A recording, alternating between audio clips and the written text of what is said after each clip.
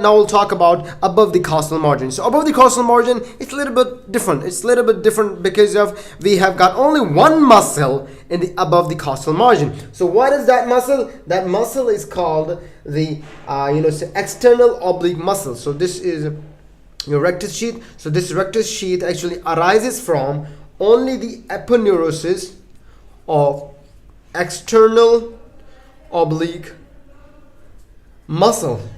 All right, so your rectus sheath of in the above costal margin region is only formed by rectus sheath. Because it might contradict with our definition, but that is a general definition that rectus sheath is formed by three muscles. But in this above the costal margin, it might contradict. But you can say, if somebody is asking in general sense, you can say the rectus sheath formed by three muscles. But if asking you what is in the above costal margin, what the rectus sheath is formed from, what structure this rectus sheath formed by, you would simply say it is formed by the aponeurosis of the external oblique muscle.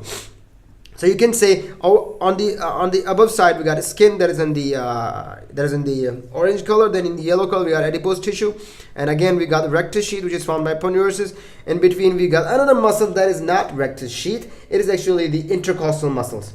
All right, no, I'm sorry, it's not intercostal muscle. This is pectoralis major muscle, because over here we got intercostal muscles between these ribs. So these are the intercostal muscles that I've shown the pink color, and this is the this is the pectoralis major, and this I guess this line, or you can say this muscle which I've drawn with the pencil, this is called the rectus abdominis muscle. So you would say there is only anterior part existing. The anterior part of the above the costal margin, the rectus sheath is only formed by the aponeurosis of the external oblique muscle. In the posterior side, there is no rectus sheath. It's only formed by the structures behind it. All right, now let's move towards the last picture. It's a really interesting picture and really important picture, because in this picture we'll be if you understand this picture very well, you will be going to understand the arcuate line formation. So very easy, get it this way. Above we have got a skin. Again we have got another tissue layer over here, that is the adipose tissue. I haven't shown it here, I must have drawn it, but I'll just tell you, skin, adipose tissue. As you go down there, you can see we have got rectus sheath. So this is the lateral side. From lateral side, as we go inside to the medial side, you can find these three muscles. So this is the external oblique, this is the internal oblique, and this is the transversus abdominis. Look, in between the CM and the SIS, all the muscles are forming like this one, like posterior going transverse and internal abdomen is going to divide. But in the below this area, you see that anterior region is formed by external oblique, internal oblique, and transverse abdominis muscle. So what is happening, that these aponeurosis of these two muscles, internal oblique and transverse abdominis, are going to take a turn and move to the anterior side, leaving the posterior side empty. So on the posterior side, we have got only one fascia. So that is the transversus fascia. So if somebody is asking you what is this is the rectus abdominis muscle, again I'm going to tell you, because due to rectus abdominis muscle, we are going to divide into the posterior and anterior side. So these two muscles are going to take a turn and joining with the external oblique muscle and going to form the anterior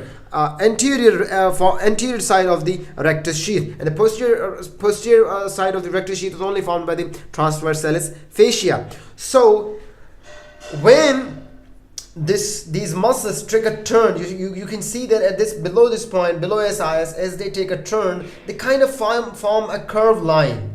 You can note that this is a kind of a curved line, right? Because these muscles are going to take a turn. So this curved line gives us, when you have a good body, like you can see it and you have made a six packs and all that, you have low body fat, you can see this arcuate line on your body. So this is visible from outside as well.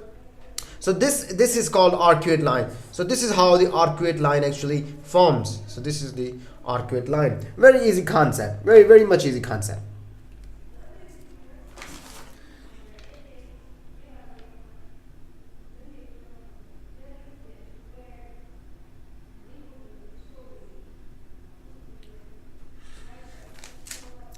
So this is all about the rectus sheath. I hope I made the concept as clear as possible. Please make sure to watch our other videos, and on the abdominal region we have created really great videos. We have divided the abdominal margins and all that, and please make sure to visit our channel or website, that is www.tigerschooling.com, to know more about us. Thank you, and keep visiting Tiger Schooling.